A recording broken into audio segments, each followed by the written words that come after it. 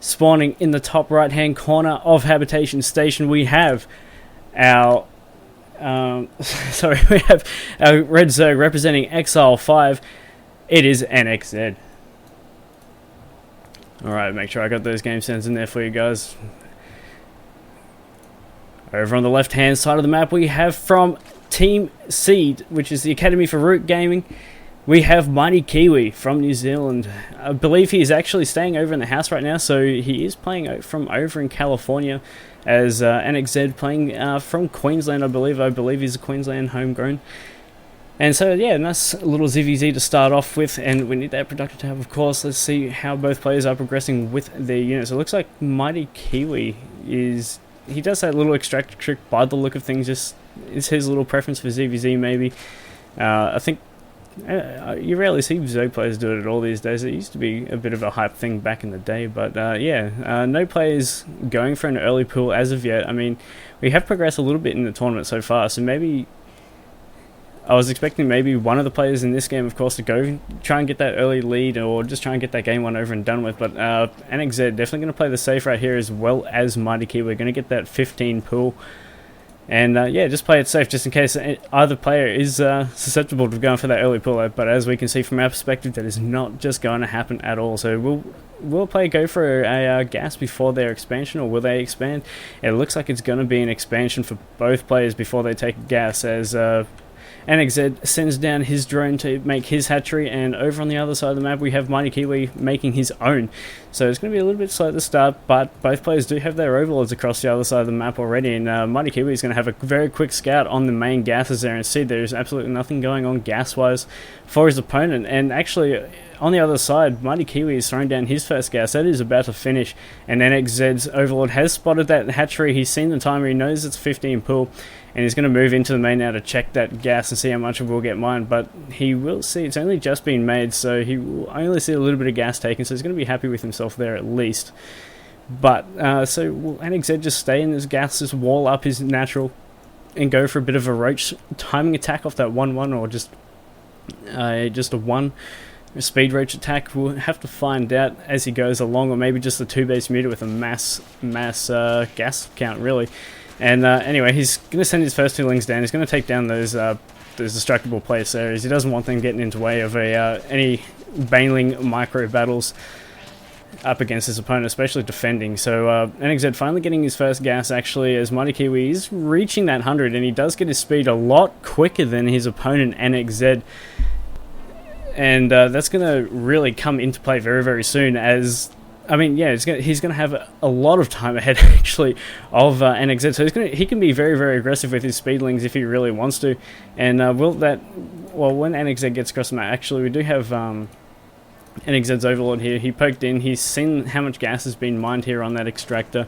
He didn't quite see the spawning pool, so he doesn't know if the speed is on the way, but you can assume so, as over 100 gas has been mined from that geyser. So MightyKiwi is actually going to move across the map right now. If these lings get up into the main and he sees that speed hasn't started yet, I mean, it will start just by the get there, but he doesn't know when it's going to finish. So that might be advantageous here for NXZ, actually. And those lings don't get in, so he's got double queens out the front here. Does he have any more up in the main? Oh, he does. Yes, he has one up there, so he's on a queen count of 3 right now.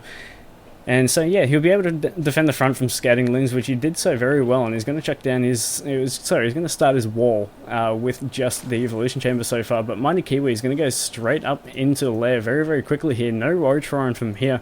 So will he go into a very quick meter kind of switch? But I'm not sure actually where he's going to go, because I mean, he's getting his lair quickly. He's on 2 gases. He hasn't created his gases down at his natural yet, and as I say that, he does take them. So you may see a bit of a 2-base meter come out from him, but NXZ may just strike before that happens, because he's got +1 missile attack on the way. He's got his Roach Warren on the way as well, and his lair as well, and he's keeping up those extra gases, so he may be able to just go in for a bit of a timing attack before those mutas become a pain for him, I guess, and just strike down his opponent with that timing. And yeah, his Roach Warren is just about to complete. The Spire's only just begun here for MightyKiwi, and the Spire does take a long time to build. He does have an Overseer morphing in, though, about just on the other side of the map here, but on NXZ's side, and he's going to move in. He's checked down a Changeling, and Oh, he's going to throw that and run it into the front. That's a good choice there by MightyKiwi, of course, and he's going to just scatter around the main. He's going to see what he's doing. He's going to be able to see the layer is finished for NXZ. Now, the roach count has started up here for NXZ. There is a baneling nest coming down, actually, here for MightyKiwi for a bit of defense.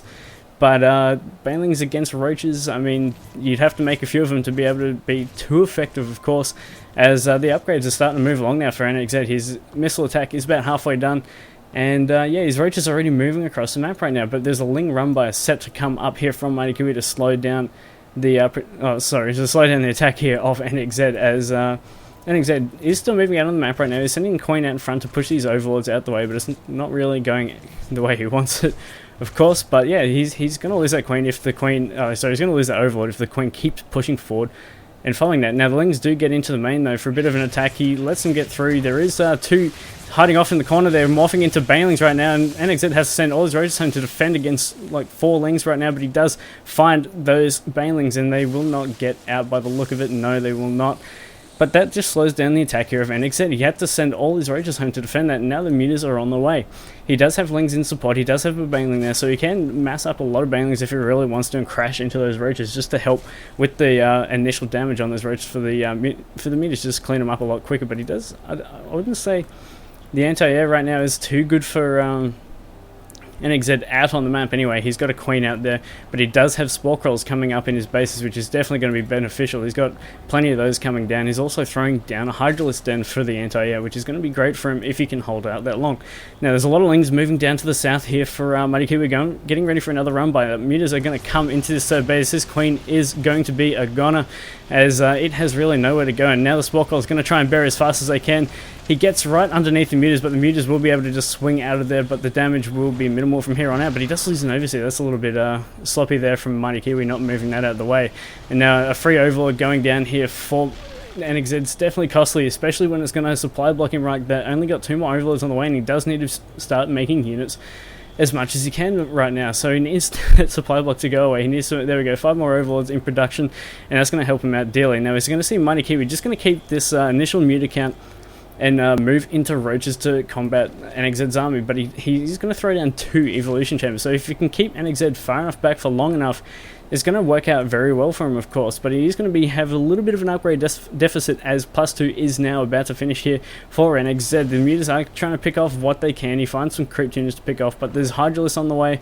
There's +2. There's range for the mutas as well, for the Hydralisk as well on the way. So it's going to be difficult for MightyKiwi to hold the push when it does come to his side of the map, because he will not have any upgrades for his roaches. He doesn't really, I mean, he has banelings. He can use those against a Hydralisk if he does market them correctly in battle. So that could be an upside to what MightyKiwi has to do here to hold off.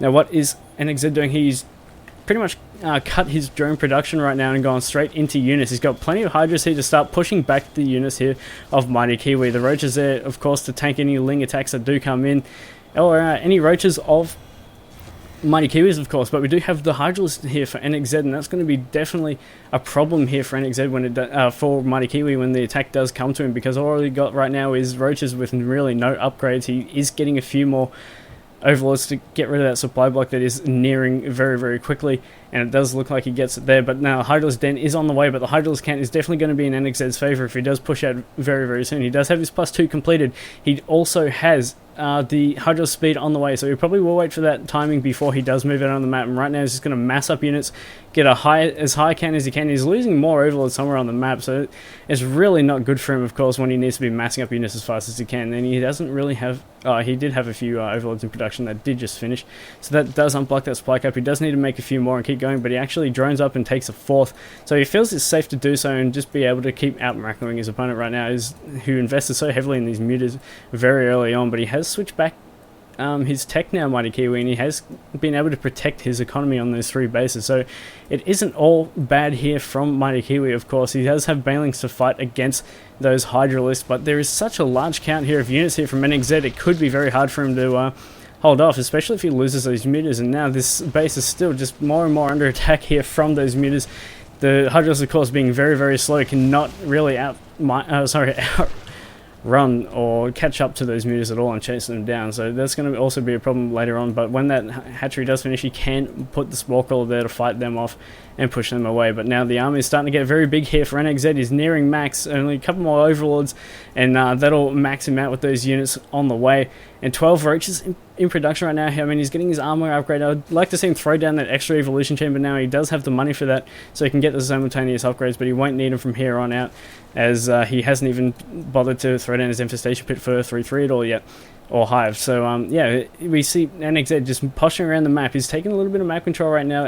MightyKiwi going to take his own fourth, but the fourth has now completed for NXZ. He hasn't moved anything down there as of yet, but he does start his infestation pit, so I'd like to see that extra evolution chamber come down from NXZ very shortly, unless he's already got it. No, it doesn't look like he does. So we're going to move out into the... Oh, NXZ is a bit of army out of position there as it was moving towards this third base here of NXZ, but he's going to go in. He sees the forces here. He sees the banelings at the back. He needs to position his roaches so he does not lose the hydras to those banelings, and he doesn't. All those banelings crash into the roaches right now, and the hydras at the back are going to do so much damage against this. We zoom out here for a full look, but the concave for MightyKiwi is absolutely massive right now, but the upgrade advantage for our player NXZ could just be the deal breaker, but the defender's advantage coming out there for MightyKiwi. He also had that stronger concave. He's going to throw roaches up into the main. There's absolutely nothing in position to stop those roaches getting out the way there for NXZ, and he's going to move back away. I thought that was going to be a rollover there for NXZ, but no, the positioning from MightyKiwi is great on that third base. All that initial damage that went down from the banelings on those roaches was just too much in the end, and now these roaches just being chased around the main and becoming a waste of supply as they do just kind of run around and die off. And NXZ looking to pressure this front again. The upgrades advantage is actually going to be in the favor of MightyKiwi very shortly. He's going to have that 2-2. He's going to have his own hydras very, very shortly, and it could turn very sour here for NXZ very quickly if he doesn't take control and throw out some good harassment. But NXZ is actually throwing... He's had his passing glags on the way for a little bit now. He does start his infestors. If he can land those fungus really well in this defending spot that looks like he's coming his way right now, he does need to defend. And if those infestors do pop out at the right time, he could take this battle with some great fungals, of course. Now, he does see this army with... He's on the creep. He's also on a couple of overlords here. And he does see what the rest of the army moving across. He sees hydras in that army, so he does know he needs to be very, very careful in his next engagement. He is setting up a concave. He is a little bit out of position, though, where the army of MightyKiwi is right now. So he...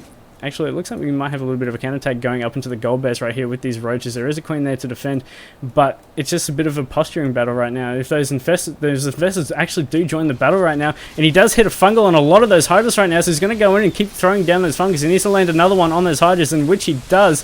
And will the roach count just be way too much here for NXZ as the concave closes in here on MightyKiwi, as NXZ starts to take a bit of a supply lead, but there is a little bit of a move in from the top side of the map here from MightyKiwi, but the roach and hydra count is too high here for NXZ. He's pushing NXZ back, but the hydras at the back there doing a little bit of damage there for MightyKiwi, as NXZ now, he does start to remax.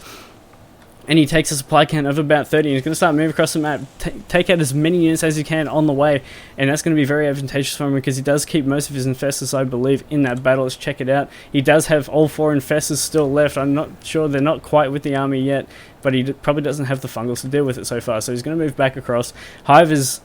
I don't think has even started yet here for NXZ. No, he did get the infestation pit though, so he could have gone into it, but he didn't have to worry about the attack here from MightyKiwi. MightyKiwi behind his attack did go into Hive, so he will be able to start his 3-3 a lot quicker than NXZ if he's able to delay the pushes here of NXZ. But NXZ now reached maximum supply right now as MightyKiwi is pottering to trying to defend. He's got a nice little setup here on this platform, but if we get some high ground vision and NXZ goes in with some great fungals, it could just be lights out here for MightyKiwi in game number 1. We have 6 infestors here for NXZ right now, a lot of them with fungals still, so he could be very, very dangerous right now. He's going to try and push up this little ramp here.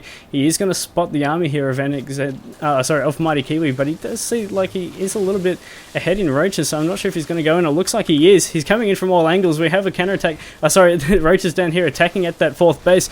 Fungals going in on top of the entire army here of NXZ as everything starts to go down here from MightyKiwi. NXZ just pushing through, and it looks like that's going to be it. GG for game number 1, and NXZ taking a lead 1-0.